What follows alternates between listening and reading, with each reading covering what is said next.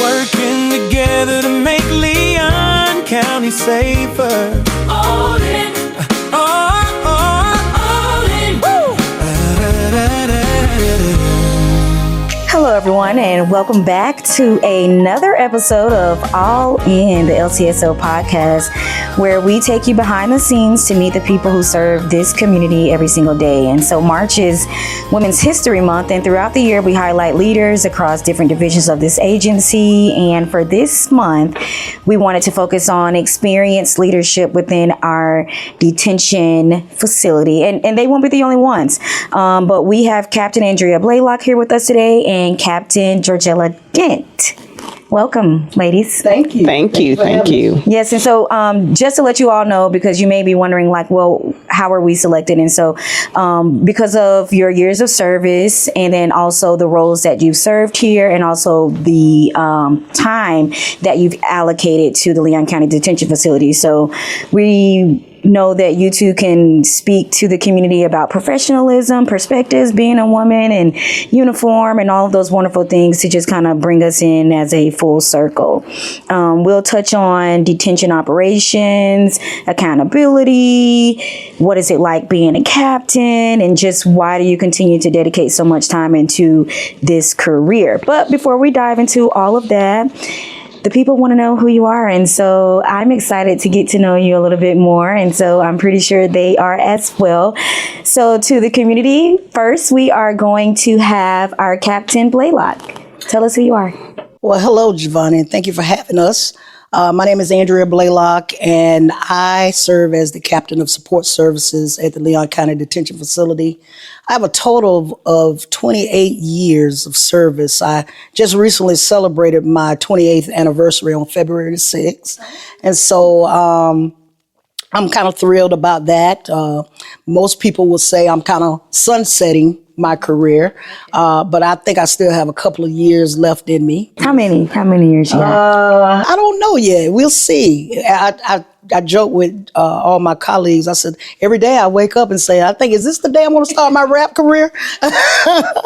But I enjoy what I do. I've only been here for about 6 years.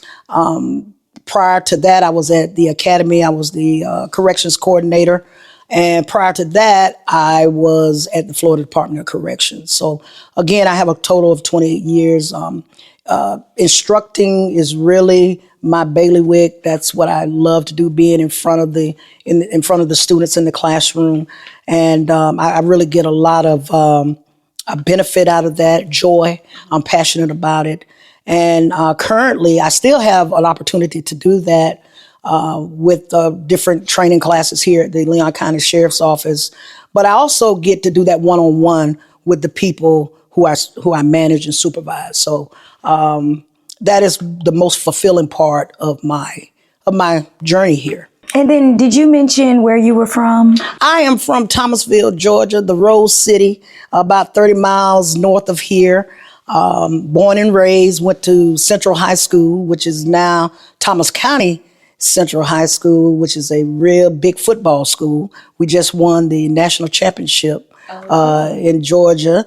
And after I left, after I graduated from high school, I went to Fort Valley State University, which was Fort Valley State College when I attended back in 1988. And it's in Fort Valley, Georgia, middle Georgia. So. Nice. So not far from home, because you currently, have you spent most of your life in Tallahassee? Or just? Yes. Once I came back from Fort Valley State, I came here, and that was in 1993, and I started working with in mental health at the Florida State Hospital over in Chattahoochee. And so I served there, and then I went on into corrections. Nice. Mm-hmm. That's exciting. And we're going to now allow for Captain Dent to tell us a little bit about herself. Hello, and thank you for having me as well. So, as you mentioned, I'm Captain Georgella Dent. I am currently over booking and releasing for the detention facility. I have been with the agency for 22 years. I'll be celebrating my 23rd year in May. My entire career has been with the Leon County Sheriff's Office in the detention facility. I've worked from housing to booking primarily. I've did some time in support services. So, again, detention is where I'm from. It's where I retire from. It's a place that I love to be. I am from Tallahassee, Florida. I have been here my entire life, and I'm sure that I'll be here until the day that I leave. Yes. I went to Lincoln High School. So, go Trojans. Right. Where we had our rivalry with Leon High School and some of the others. From there, I came into the agency. I was blessed to be sponsored through Corrections Academy, through the Law Enforcement Academy. And because of the encouragement with the agency, went on to Thomas University. Nice. And do you have any siblings? What's your family background? So I come from a very, very large family. I am one of 6 children to my parents. I have 5 brothers. I'm the only girl. I have an entourage of cousins, first cousins. We have our family reunions outside because it's so many of us. Nice. And, I'm just Tallahassee, small town. Yeah. So a lot of people, I'm sure, know the 2 of you because you are so close to home. And then Captain Blalock, you didn't speak anything about your family. I know you got some grandchildren. I have one granddaughter, Haley, who is 16. She's a sophomore at Florida High. And one of my sisters passed away when she was 27, and she had 2 children. And I was a part of the village that helped raise them. And they have that nephew and niece have 2 children apiece. And so I kind of call them my grandkids as well. And so it's just phenomenal to give back that love to the younger ones in your family, and to see how they're growing and they respond to that. So they are the biggest part of my life. Some people say grandchildren, they replace a hole in your heart that you never knew you had. And I tell you that it's a joy just to see them grow and interact with each other. So yes. Good. And I wanted to mention family because the 2 of you have both 2 decades of experience. And then, of course, Captain Blalock, you're almost on 3 decades. That's exciting. 30 years, right? Everybody clap for that. And when people see women in uniform, even strangers, they're always just like, wow, y'all are holding it down and making strides. But what about, the family experiences? How was it when you first told your mother or your father or your grandmother, I'm going to go into law enforcement? My mother, she was like, "You going to do what?" And I said, "Yeah, I think I could do it." I was working in mental health. And sometimes those communities, they cross from detention and mental health. Sometimes those populations cross. So I felt that I was able to thrive and excel in it. And it took her a while to get used to the idea, but now as we look back, she says, "Yeah, this is what you were meant to do." So it was a little concern at first because people watch TV and they have these preconceived ideas and notions. And don't get me wrong, sometimes we are in dangerous situations, but with communication skills and interpersonal skills, we can kind of manage how things are going behind the fence. Nice, yeah. And then that was the second part of what I did want to ask, how do they see it now? Are they comfortable when you come up and go to work every day? And then Captain Dent, for you? So for me, my mother was very supportive of me going into corrections. My brother's not so much. I can recall an incident that occurred while at detention, and my brother told me, "You'll never go back." because I ended up getting injured. But I let him know that I was going back because I found my calling. The environment being in and being able to reach out and, engage with different individuals from different walks of life that need assistance. My brothers are fully supportive of my career. Nice. I have 3 girls who see me every morning getting ready for work and who understand, who have questions a lot of times, what do we do all day? How was your day? Or did anything exciting? Did you talk to anybody different or exciting today? So I have a very supporting family to my career. That's great. That's great. And so we wanted to set the tone for the listeners because a lot of times people see the guns, they see the patrol cars, they see the uniform, but they may not see like the behind the scenes of the work. And then obviously in the detention facility, nobody's really seeing that unless you are behind bars. And so let's start to just talk about what it's like working in the detention facility. And then Captain Dent, we'll start with you because that's where you spent most of your time. Can you still remember the first week or the first time you kind of set foot over there in the detention facility? At the time, it was the jail. Yes, most definitely. I remember my first 3 months at the detention facility. Of course, you go through your training and you're always with someone. So, you kind of get used to the environment. It's a different world. So, of course, you're on your nerves. Your nerves are a little rattled. I can tell you that I cried my first 3 months every single day going to work. And, my mom would say, well, what are you crying for? You just going to work? And I said, no, I'm going to jail. So it's a different experience. But I think once I got in there and I started to, like I say, engage with the different individuals, it opens your mind up to the work that you're there to do. So going in each day, knowing that I'm there to serve a purpose, that I'm there to touch a life, to make a difference. That's what gets me up and going in the morning. So I worked in housing, as I mentioned, and you have individuals that are in a controlled environment that cannot just leave and, go get things that they need. They're waiting and depending on detention staff to give them everything that they need. So, we're making sure, of course, they have their basic necessities. We're making sure that they're getting to programs, the medical help they need, getting to court. At times we're counselors. So we're doing everything throughout the course of a day to make sure that they have the things that they need while they're away from home. And then talk about the setup. Where did you start? Like, what position were you in when you first started? And then the next position, how it changed. Now you're a captain. What's that like moving up the ranks? So when I started, I was a housing correctional officer, learning the ropes of, how the housing setup is, the inmates that are in the housing pod. You're making sure that you're providing supervision, safety, and control. And you learn that environment. You learn how to make your day run at your pace, but still getting everyone everything that they need. After working in housing, I ended up in booking and releasing. So you're going from being in an environment where everyone's right there and you're watching up to 94 individuals to having to go to an area where you're engaging with the arresting officers that are bringing individuals in, not knowing how their day has been, what they're coming in for, having to process them because, of course, no one wakes up and says, I want to go to jail today.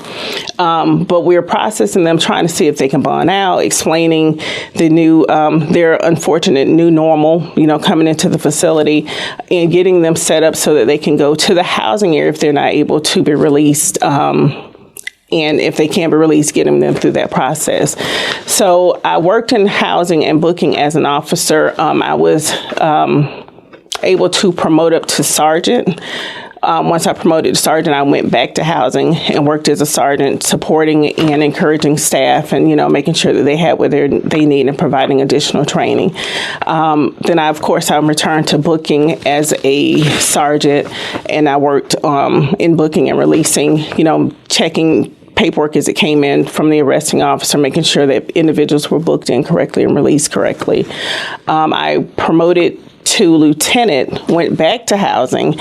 At that point, you're a watch commander, so you're overseeing the daily operations of the facility, your shift, making sure that all the posts are covered, making sure that the deputies have everything, making sure that all emergency situations are handled accordingly and paperwork's done. Went back to booking as a lieutenant, same concept as a sergeant, but on a higher level. And then I promoted to captain in 2020, where I was able to oversee the support services, laundry, kitchen, warehouse, front lobby, different areas. Went back to housing as a captain, and now I'm booking and releasing. Okay, so we're going to go back to the breakdown of detention, but Captain Blalock, I want to get you in here as well to talk about your journey before you got to detention. Okay. Like Captain Dent, I started as a CO1 with the Florida Department of Corrections. I was one of the first set of officers hired at Wakulla when they opened back in the late 90s. I went to class at night. I wasn't sponsored until maybe about 3 weeks before I graduated. So I worked in the daytime at the mental hospital and went to class at night. And when I graduated from the academy, like I said, 3 weeks before I graduated, I was offered a position with Wakulla Correctional Institution. So I started as ACO1. My position was in a open bay dorm, which is more like a couple of pods that we have over at the detention facility. So I guess a small correction that I need to make is before you got to the Leon County Sheriff's Office detention facility, because you went from the mental health area to a Wakulla County jail. Okay, so you want me to start back with mental health? No, I got it wrong and was thinking that after you worked for Wakulla, you didn't go to the jail. No, when I left Wakulla, so there's a story there. Okay. Let's hear this. So there's a story there. So when I became a CO and I said, okay, this is going to be my career, so I need to figure out where I want to be at the end of it. And I wanted to commit to the Florida Department of Corrections, and I wanted to stay there. So I said, I want to become an inspector, which is the equivalent of what internal affairs is here. And so they do administrative investigations. Sometimes they would do criminal investigations. But my goal was to make sure that no one tarnishes the badge. And so that's what I wanted to do. And I fashioned or tailored my career with training. I went back to the academy to get my law enforcement certification. And so the training classes that I had, there was for that position. But to break the monotony of doing correctional duties, I said, you know what? I'm going to become an instructor. And so I began teaching training classes in the basic recruit. And people will always say, hey, you know what? You're a really good instructor. I say, I'm just doing this. I'm going to be an inspector. Got an opportunity to apply after I got promoted to sergeant. And I was a sergeant for a while. I was a training sergeant. I got an opportunity to apply for a inspector's position at Wakulla. Interviewed, did very well on the interview. I was told that I was going to get the job. Matter of fact, the day before, they says, hey, I need you here at the warden's office at 12 o'clock because we're going to bring you your badge. I'm happy. Well, at 11 o'clock on that day, the secretary of the department at that time had other ideas, or he wanted to go in a different direction and gave the job to someone else. And I had a mentor by the name of Dennis Taylor. And he says, hey, I know you kind of feel beat up. He says, but I think your calling is in the classroom. And I was like, yeah, maybe. And I started honing in those skills, those presentation skills. I started building curriculum and became very good at it. And then I got swooped up by Pat Thomas. They called me and says, hey, we got a position available for a coordinator, and we would like for you to interview. I interviewed, and I got the job. And I stayed at Pat Thomas for 13 years. Okay. Yeah. So Pat Thomas is where you spent most of Yeah. Yeah, I was with the Department of Corrections for about 10 years. Okay. And then I went and I was with Pat Thomas for about 13 years. Getting ready to retire and start my second act in life, had no idea that I would be working at the Leon County Sheriff's Office. I got a phone call and says, hey, we may be going in a different direction with training. Would you like to apply? I applied, and the rest is history, and I've been here for 6 years. So. And then when you speak about training in corrections, what does that entail? Well, there are different levels of training. You have basic recruit training, where you get the foundational concepts of corrections. Then you have specialized and advanced training, where it could be defensive tactics instructor or driving instructor. Then you have those advanced courses like advanced report writing, breath test operator, those type of classes. So there are different levels of training. And then, of course, you got leadership classes where you discuss different leadership theories and concepts and what have you. So there are different types of training involved in criminal justice, quite frankly. Okay, so Captain Dent, you've built much of your career here at LCS, so you stated that. What has kept you committed to this agency and to detention over the years? I think it is the fellowship, the family environment. I think it's the individuals that I work with, and the fact that I know that when I come in, it's just not a job, a career. It's family. These are individuals I can call when I'm having a bad day. These are individuals that are going to encourage me at my lowest moment and celebrate me at my highest. And then what about you, Captain Blalock? I have a diverse background with my employment history, but I do think that my genuine personality shows up in each one of those. I'm committed to this because I can see that I'm not only making a difference with inmates, but also with my colleagues as well. Just to give you a kind of concept of my vast teaching experience, I would say probably about 30%, maybe more, of the officers at the detention facility, I trained them in basic recruit. So that net spreads wide. So I feel good as I see them thrive in their career, that I had an opportunity to present to them the profession at the beginning. And I took that as a calling, because the way I treated them in the beginning, that was going to be their picture, their preview before the movie, if you will, of how it was going to be once they got into the profession and started working. So I wanted to give them the best of criminal justice professionals before they went into the profession, and so they could see that this is what I could be. And then do the two of you, and I hope the answer is yes, but do the two of you look at yourselves as examples, and do you ever stop to think like, what I'm doing at this moment is setting the example for the future? Oh, absolutely. Absolutely. There are many times where we talk, our offices are right next to each other, and we go and vent to each other. And then after we do that, we come back out and, we give the old college, punch. But yes, because you have to be careful, because you are mentoring people that you're not really directly mentoring, because they're watching you.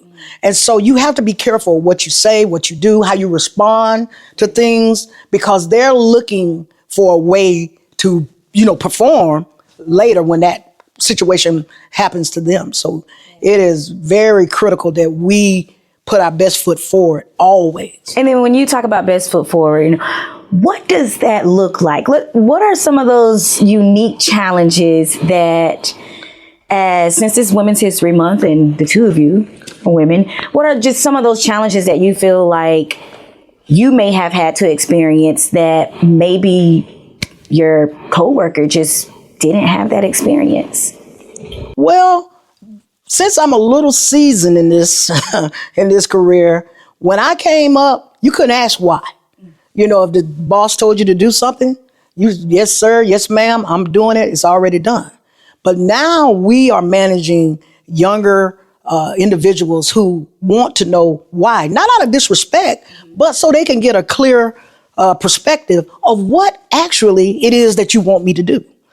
And so the asking of why.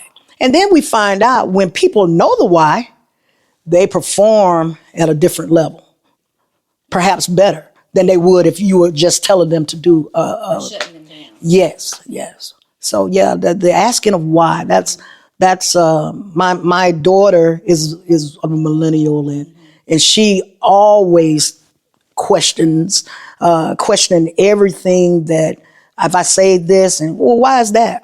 And you have to get into the mindset that it's not disrespect. They're inquisitive. And then what about some challenges that you may think, just have arisen just throughout the years of you being in corrections? That is a very good question. So I think going back to what Captain Blalock said, with her being more seasoned, I think sometimes our personal lives take us down different roads, getting to the career. So for me, when I left high school, I initially went into, started college courses, but made a decision that I was going to wait and put off college. Captain Blalock was able to go right into college. So I later decided, looking at my career, looking at different opportunities, looking at the encouragement that I wanted to provide to others, decided to go back to college while working my career. So the work-life balance, adding, college into that was difficult. But I think also because of the fact that at times being able to say I'm actively taking classes, actively working in a supervisory role, it's allowed me to engage, I think, better with individuals, to give them that encouragement that they need as well. So I think, just the timing, life timing, planning, career-wise. Nice. It's been different. Yep, that's really good. And since it is Women's History Month, I want to bring it kind of back around to the moments in history where people think that it has to be maybe like something big on a national stage for, certain people to recognize it. But we know that history is built with consistency, commitment, years of service, long-term leadership. And so when you think about Women's History Month, when you think about the history of women, and you also consider yourselves in that category, right? What does that look like? How would you define this moment in time right now for you as a woman in history? It's a prestigious honor, first of all, to be in this capacity, leading others. I don't take that lightly at all. When I get up and get ready for work, I see my granddaughter, she'll walk in and she's watching me, looking at me grooming myself. And I'm an example for her. Right. I'm an example for my daughter. When I walk out of my door into my neighborhood, there are little girls that live in my neighborhood that they see me. And so my goal is not to let anybody down, not to let anybody down. I don't take being in this position lightly. I knew that this is a divine appointment because this was not on my bingo card. I thought I would be 6 years into my retirement and I'm still working. So with that being said, I take this blessing and I'm going to make the most out of it. Nice. And I want to keep you right there. When you think about what keeps you going, who is it? A person? Is it your faith? It's a combination of my faith. It is a combination of my faith and my family. I do, as most people with families, I would hope we do it for them, to provide for them, to make life better for them so that we can enjoy things. Not so much as all the time material things, but just so that we can be able to live at ease, if that makes sense. I know my parents, my father was a deputy and my mother was a nurse. And I remember them working hard. And because of how hard they worked, we knew that we wouldn't ask for certain things because we wanted the family to benefit, if that makes sense. And so I think my daughter and my granddaughter appreciate how hard I work, and we plan things together. That we make contributions. Everybody contributes to whatever it is that we're doing. And the best thing about it is that I can give back to my mother. You know, when for all the sacrifices she made, I don't want to cry, but all the sacrifices that my mother made, my father is gone on, but rest his soul, but my mother has made a lot of sacrifices, not only for me, but for my brothers and sisters. And to be able to do something for her, or when she's not expecting or asking, or it's not her birthday, that is the ultimate blessing, to bless somebody else. And so that's I do it for my family. A lot of people say, you work too hard, you work all the time, but I'm doing it for my family. Nice. Captain Dent, what does Women's History mean to you professionally? So I would definitely be remiss if I did not state the fact that I know that we are standing in our positions, in our roles, in our daily duties on the shoulders of the women that came before us, the sacrifices that they had to go through, the challenges that they had to endure, that allowed us to come up through the ranks, to be in a career such as this, to have the positions. So it's definitely making sure that we continue to pave the way for the future women leaders, you know, leaders in general, but the future women leaders, to look at a career that when I came in, even, you know, in 2003, that there were not as many women in this career field. And definitely, you know, being in a career field such as corrections and having a family was a challenge. So it's definitely wanting to make sure that women know that it's a great career, it's safe to work in this career, and that you can still have, you know, the career, the family, and all of the other life ambitions that you want to have. So it's making sure I pave that path and continue to, you know, uplift those that we work with and engage with. I want to just piggyback off of that. You know, we went to a program today. We went to the Black History program today out at FIPSI, the Florida Public Safety Institute, and everybody was talking about the first who have done something. But history, you don't have to be the first to make history. And, you know, and I see those people, when she was saying we standing on others' shoulders, those people put the seed in the ground. The people that came directly after them, they tilled the ground, they pulled the weeds, they watered it, they nurtured it so that it would grow. Sometimes I think we are the harvest of that seed. And so now the seed has already been laid. Now it's time for us to drop our seeds so that somebody else that's coming behind us can tend to it, and then we can reap another harvest. Yeah. And so with that, it's just important that everybody has capacity to be phenomenal. You just got to want it. Yeah. You just got to want it. Yeah. You never stop planting seeds. You never stop gardening. Correct. You never stop pouring, watering. If, you know, I grew up on a farm, and, you know, every season there was something to do. One season we pull up, the next season we're planting, the next season we're tending. Right. So it's just repetitive. This is like we're raising a nation, raising children. Right. So yeah. Now, ladies, is there something in this, or when you came upstairs, you were thinking, as soon as I get up there and I sit in that seat, I want to talk about this, because I don't want to miss that opportunity to hear from you if there's something, a part of this conversation that, you know, you just may want to touch on? Well, if I could give some advice, I think that was something that we were talking about earlier, to people coming in. And I tell this to everyone. Enjoy the journey.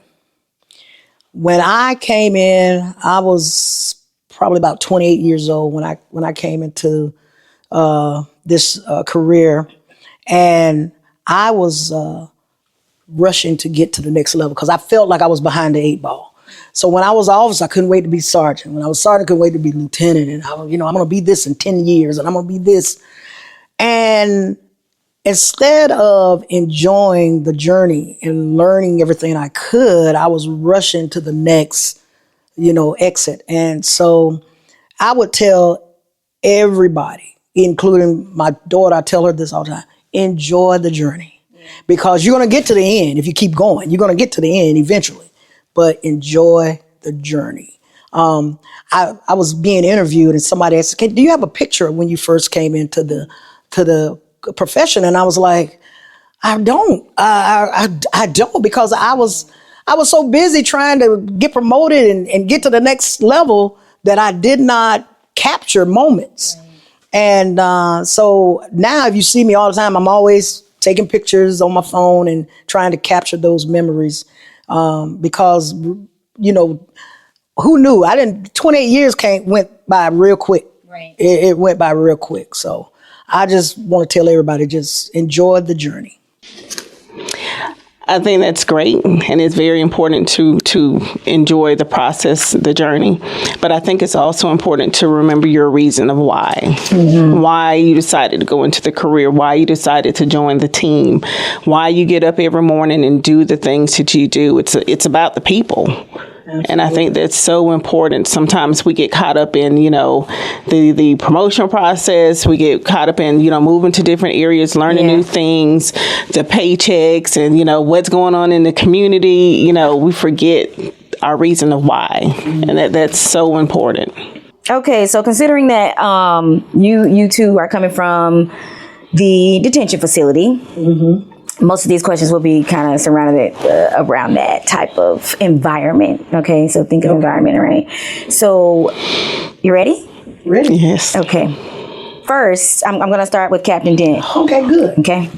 And then we'll go over to you, Captain Blalock. The speed round with LCSO corrections. And we are starting now. Standing or seating? Standing. Night shift or day shift? Day shift. Coffee before a shift or energy drink? Coffee. One word that describes corrections. Compassion. Who talks more, inmates or officers? Inmates. Okay. Blue or green? Green. Sheriff or deputy? Sheriff. CO or detention? Oh, I messed that one up. Correctional officer or correctional deputy? Correctional deputy. Okay. And did I say night shift or day shift already? Yes. What did you say? Day shift. Okay. All right. That was good. Now, we are going to go over to you. I get the same question? No. Okay. What's one word that describes your 28 years in corrections? Exciting. What's been your biggest lesson? My biggest lesson, learning to say no. Okay. Night shift or day shift? Oh, day shift. Coffee or tea? Coffee. Blue or green? Green. First answer that comes to mind when you think about a corrections officer. Strong. Okay. Serious or goofy? Serious. After that laugh. Okay. Behind the scenes or in front of the camera? Behind the scenes. Respect or purpose? Purpose. Okay. And then the last question is, who talks the more? Who talks the most, inmates or officers? Officers. Okay. All righty then. So we had those two were the opposites. And then what was your option for night shift or day shift? It was day shift. Okay, awesome.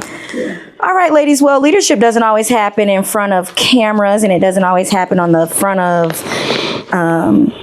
lines of patrol. So sometimes it happens inside our facilities, like the detention facility, where there's structure, the same professionalism, steady decision making, and women like these two who have dedicated their lives to service. And so for those of you who are listening, we are grateful that we have had the opportunity to interview Captain Andrea Blalock and Captain Georgella Dent. I love your name, by the way. Thank you. During Women's History Month, we recognize not only historic milestones, but the women who continue to shape this profession through their service. And we like to end the show in the way that our sheriff would say it. In Leon County, we are always all in. So, ladies, all in. All in. Awesome. Thank you. Thank and you. See you next time. Thank you.